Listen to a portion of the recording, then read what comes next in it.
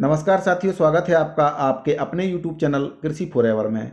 अनियमित संविदा एवं दैनिक वेतनभोगी कर्मचारियों से संबंधित 3 महत्वपूर्ण अपडेट निकलकर सामने आ रही है।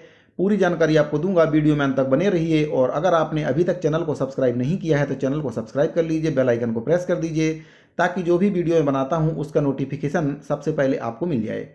छत्तीसगढ़ अनियमित कर्मचारी मोर्चा के द्वारा प्रदेश में कार्यरत अनियमित कर्मचारियों के मत प्रभाव के संबंध में एक ड्राफ्ट तैयार किया गया है। इसमें जो अनियमित कर्मचारी हैं उनकी कुल संख्या क्या है, कितना उनका वोट प्रतिशत है, उसके बारे में पूरी जानकारी बताई गई है। किस प्रकार से अनियमित कर्मचारी अपने मत का प्रयोग करके सरकार बना सकते हैं और सरकार को अपना समर्थन दे सकते हैं। अनियमित कर्मचारी मोर्चा के द्वारा अनियमित बैठका एवं मिलिए मुख्यमंत्री एवं पूर्व मुख्यमंत्री कार्यक्रम का आयोजन भी किया जा रहा है। 15 जनवरी 2023 रविवार को इस कार्यक्रम का आयोजन किया जा रहा है। लगभग 50,000 अनियमित कर्मचारियों के इस कार्यक्रम में पहुंचने की संभावना जताई जा रही है। धरना स्थल है बूढ़ातरिया के पारमा, राजधानी रायपुर। तो अनियमित कर्मचारी मोर्चा के द्वारा जो प्रदेश में कार्यरत अनियमित कर्मचारी हैं उनके मत प्रभाव के बारे में इस ड्राफ्ट के माध्यम से पूरी जानकारी दी गई है। 20 दिसंबर 2022 की डेट में यह ड्राफ्ट तैयार किया गया है। पूरी जानकारी आपको दे देता हूँ। कुल जो सीट है 90 सीट है। कुल मतदाता 2018 के अनुसार 1,85,88,520 हैं। जो वोट पड़ा था 2018 में 1,42,90,497 वोट पड़ा था।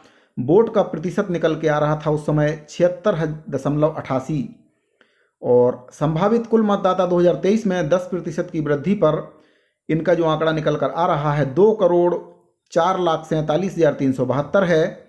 वोट इसमें से डाल सकते हैं 2023 के जो मतदान है उसमें 1,57,19,547 मतदाता अपने मताधिकार का प्रयोग इसमें कर सकते हैं। अनुमानित कर्मचारी जो अनियमित कर्मचारी हैं उनकी अनुमानित संख्या है 5,66,901 है। अनियमित कर्मचारियों का अनुमानित 15% विचलन पर जो संख्या निकल कर आ रही है 4,81,866 है यह संख्या। वोट वेटेज अगर एक कर्मचारी के घर में 5 सदस्य हैं तो इसको 5 से मल्टीप्लाई करने पर जो वोट प्रतिशत निकल कर आ रहा है 24 लाख के आसपास जो वोट प्रतिशत हुए निकल के आ रहा है 24,09,329। तो अनियमित मतदाता प्रतिशत यदि सुनिश्चित हो कि 100% अनियमित और अनियमित कर्मचारी और उनके परिवार अपने मताधिकार का उपयोग करेंगे तो इसका जो प्रतिशत निकल के आ रहा है अनियमित मतदाता का प्रतिशत 12% है। और अगर 100% अनियमित कर्मचारी और उनके परिवार के सदस्य अपने मताधिकार का उपयोग करते हैं तो 15% के आसपास यह हो जाता है। औसत प्रत्येक विधानसभा क्षेत्र में अनियमित कर्मचारियों की संख्या है 5,354 के आसपास अनियमित कर्मचारियों की प्रत्येक विधानसभा में संख्या है। औसत प्रत्येक विधानसभा क्षेत्र में अनियमित कर्मचारियों का वोट वेटेज है अगर एक कर्मचारी के घर में 5 सदस्य हैं तो इसको 5 से मल्टीप्लाई करने पर 26,770 होता है। 2018 में 30,000 से कम मार्जिन से विजयी प्रत्याशियों की संख्या है 68। 68 सीट से बीजेपी जेसीसी बीएसपी सीट की संख्या है 21। 68 सीट में कांग्रेस सीट की संख्या है 46। तो जो कर्मचारी 30,000 से कम मार्जिन से विजयी हुए थे उनकी संख्या बताई गई है इसमें पूरी। तो इस प्रकार से अनियमित कर्मचारी जो हैं वह अपने मताधिकार का प्रयोग करके सरकार बनाने में अपनी महत्वपूर्ण भूमिका निभा सकते हैं। तो अनियमित कर्मचारियों को नज़रअंदाज नहीं करना चाहिए। सरकारों को उनकी मांग जो है उस पर विचार करना चाहिए। जो मांग है उसको जायज़ मांग है उसको सरकार को पूर्ति करना चाहिए, क्योंकि सरकार के द्वारा वादा भी किया गया था कि अनियमित कर्मचारी, दैनिक वेतनभोगी, संविदा कर्मचारियों की मांगों पर सकारात्मक पहल की जाएगी। तो सारणी का विश्लेषण करने पर यह पता चलता है कि प्रदेश में 90 सीटों में से 68 सीट ऐसे हैं जिसमें हार जीत का अंतर मात्र 30,000 से कम मत था। अनियमित कर्मचारी अनुमानित 15% विचलन पर की संख्या आपका इसमें बताया गया है 4,81,866 है, जिसका मत प्रभाव 1 × 5 करने पर 24 लाख है। औसत प्रत्येक विधानसभा क्षेत्र में अनियमित कर्मचारियों की संख्या 5,354 है और मत प्रभाव लगभग 26,000 है। 2018 के चुनाव में 30,000 से कम मार्जिन से विजयी प्रत्याशी की संख्या 68 है, जिसमें सत्ता पक्ष की 46 एवं विपक्ष के 21 सीटें हैं। प्रत्येक सारणी से स्पष्ट है कि प्रदेश में समस्त विधानसभा सीट पर अनियमित कर्मचारी प्रभाव डाल सकता है। अगला जो अपडेट निकल कर आ रहा है, छत्तीसगढ़ संयुक्त अनियमित कर्मचारी महासंघ के द्वारा निकल कर आ रहा है। दिनांक 20/12/2022 की डेट में यह पत्र जारी किया गया है। प्रति है आपका अपर मुख्य सचिव छत्तीसगढ़ शासन, माननीय मुख्यमंत्री सचिवालय, नया रायपुर, अटल नगर। तो दिनांक 20/12/2022 की डेट में यह पत्र जारी किया गया है। विषय है आपका छत्तीसगढ़ के लगभग 43,000 अंशकालीन स्कूल सफाई कर्मचारी को पूर्णकालीन करने बाबत। तो अंशकालीन स्कूल सफाई कर्मचारी काफ़ी लंबे समय से अपनी मांगों को लेकर प्रयासरत हैं, लेकिन आज दिनांक तक सरकार के द्वारा इनकी मांगों पर कोई भी सकारात्मक पहल नहीं किया गया है। महोदय जी, विषय अंतर्गत निवेदन है कि छत्तीसगढ़ में प्रदेश में लगभग 43,000 छत्तीसगढ़ीय अंशकालीन स्कूल सफाई कर्मचारी हैं, जो कि छत्तीसगढ़ के शासकीय स्कूलों में सफाई का कार्य विगत 12 वर्ष से निरंतर कार्य कर रहे हैं।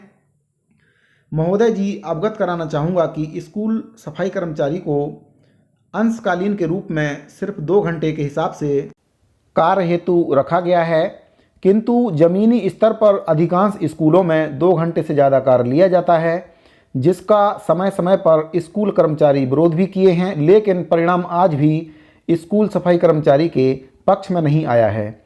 महोदय जी, वर्तमान में एक तरफ प्रदेश के श्रमिकों को कलेक्टर दर, जिसमें अकुशल श्रमिकों को न्यूनतम मानदेय 9,700 रुपये प्रति माह मानदेय दिया जा रहा है, दूसरी तरफ स्कूल सफाई कर्मचारियों को मात्र 2,500 प्रति माह वेतन पर अंशकालीन के रूप में कार्य कराया जा रहा है, जो कि छत्तीसगढ़ के लिए दुर्भाग्यपूर्ण है। अतः महोदय जी से निवेदन है कि प्रदेश के लगभग 43,000 अंशकालीन स्कूल सफाई कर्मचारियों को पूर्णकालीन कर वर्तमान न्यूनतम वेतन में वृद्धि करने का कष्ट करेंगे। तो इस पत्र के माध्यम से जो अंशकालीन स्कूल सफाई कर्मचारी हैं, उनकी मांगों के संबंध में शासन प्रशासन को अवगत कराया गया है। न्यूनतम वेतनमान कम से कम 9,700 रुपये प्रति माह देने के लिए इस पत्र के माध्यम से अनुरोध किया गया है। अभी जो अंशकालीन स्कूल सफाई कर्मचारियों को वेतन दिया जाता है 2,500 रुपये प्रति माह दिया जाता है, जो कि बहुत ही कम है। तो इस पत्र के माध्यम से अंशकालीन स्कूल सफाई कर्मचारियों को कलेक्टर दर पर 9,700 रुपये वेतन देने के लिए इस पत्र के माध्यम से अनुरोध किया गया है। भूपेंद्र साहू कार्यकारी प्रदेश अध्यक्ष हैं, छत्तीसगढ़ संयुक्त अनियमित कर्मचारी महासंघ के द्वारा यह पत्र जारी किया गया है। प्रतिलिपि में है आपका कलेक्टर महोदय जी, जिला सर्व। तो इस पत्र के माध्यम से निवेदन किया गया है। अगला जो अपडेट निकल कर आ रहा है, 1.5 लाख कर्मचारियों को नियमित होने की उम्मीद है, सरकार ने मांगी जानकारी। तो अनियमित संविदा एवं दैनिक वेतनभोगी कर्मचारी काफ़ी लंबे समय से विभागों में अपनी सेवाएं दे रहे हैं और लगभग 1.5 लाख कर्मचारी हैं, जिनके नियमितीकरण की आस अब लग रहा है कि अनियमित कर्मचारियों को नियमितीकरण किया जाएगा। लगभग 1,500 की जो कर्मचारियों की संख्या है, उनके नियमितीकरण की उम्मीद की जा रही है। और जो प्राप्त जानकारी है उसके अनुसार सामान्य प्रशासन विभाग के सचिवों व विभागाध्यक्षों को दिए गए 5 बिंदु। तो इन 5 बिंदुओं पर जानकारी सरकार ने तत्काल विभागों से मांगी है। जो अनियमित संविदा एवं दैनिक वेतनभोगी कर्मचारी विभागों में कार्यरत हैं, काफ़ी लंबे समय से कार्यरत हैं, इनकी 5 बिंदुओं पर जानकारी मांगी गई है। अभी जो जानकारी सरकार के पास पहुंची है, लगभग 75,000 कर्मचारियों की सूची अब तक सरकार के पास पहुंच चुकी है। अभी जो इनको वेतन दिया जा रहा है, 60% अभी कुल वेतन का दिया जा रहा है अनियमित कर्मचारियों को। 40% शेष वेतन भी अगर जुड़ जाएगा, अगर इन कर्मचारियों को नियमितीकरण कर दिया जाता है तो इसके संबंध में राज्य के विभिन्न विभागों में कार्यरत अनियमित एवं दैनिक वेतनभोगी कर्मचारियों के नियमितीकरण की उम्मीद एक बार फिर से जाग गई है। सामान्य प्रशासन विभाग ने सभी सचिव और विभागाध्यक्षों से प्रदेश में कार्यरत सभी कर्मचारियों की 5 बिंदुओं पर जानकारी मांगी है। इस मुद्दे को लेकर वन विभाग, गृह विभाग और जेल विभाग के प्रमुख सचिवों की अध्यक्षता में एक बैठक हुई और इसमें अधिकारियों ने ऐसे कर्मचारियों की जानकारी देने के लिए एक बार फिर से प्रपत्र तैयार किया था, जिसको देखने से उम्मीद जाहिर की जा रही है कि एक बार फिर से नियमितीकरण की दिशा में सरकार आगे बढ़ रही है और इसके संबंध में सरकार के द्वारा दिशा निर्देश जारी कर दिए गए हैं। आपको बता दें कि जुलाई 2022 में मानसून सत्र में राज्य सरकार ने विधानसभा में जवाब दिया था कि अनियमित और दैनिक वेतनभोगी कर्मचारियों के लिए कमेटी बनी है और कमेटी कार्य भी कर रही है और विभागों के द्वारा जानकारी ली जा रही है। इससे पहले जुलाई 2021 में भी विधानसभा के मानसून सत्र में मुख्यमंत्री श्री भूपेश बघेल जी के द्वारा एक प्रश्न के जवाब में लिखित जवाब दिया गया था और उनके द्वारा बताया गया था कि अनियमित संविदा एवं दैनिक वेतनभोगी कर्मचारियों को रिक्त पदों पर नियमितीकरण की कार्रवाई की जाएगी। तो अब ऐसा माना जा रहा है, उम्मीद की जा रही है कि लगभग 1.5 लाख अनियमित संविदा एवं दैनिक वेतनभोगी कर्मचारी इस दायरे में आ सकते हैं नियमितीकरण के, और सरकार जल्द ही अनियमित कर्मचारियों को नियमितीकरण की सौगात दे सकती है। 5 बिंदुओं पर जानकारी शासन ने तत्काल मांगी है और जल्द ही अनियमित कर्मचारियों को नियमितीकरण की सौगात मिलेगी। तो साथियों, इस वीडियो में फिलहाल इतना ही। मिलते हैं अगली वीडियो में एक नई जानकारी के साथ। तब तक के लिए धन्यवाद।